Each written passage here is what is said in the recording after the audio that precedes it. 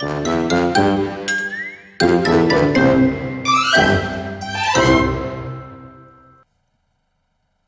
dat je allemaal weer kijkt naar het knipuigje van Vrijnske.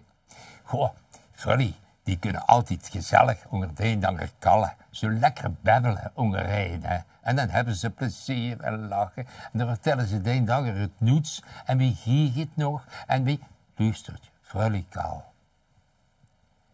Niet iedere dag, maar toch heel erg dik, babbel je Ties en Truus samen over de hek. Wie is met de zoon, Lies? Is ze nog gezond? Ach, zeg het, je poept in de box en hij huppelt wat rond.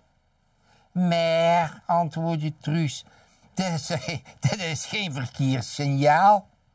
Want verweg is het toch helemaal normaal? Normaal verweg, zegt Lies, dat is waar de gauw weet. Mijn nemens wil met neven hem zitten op de universiteit.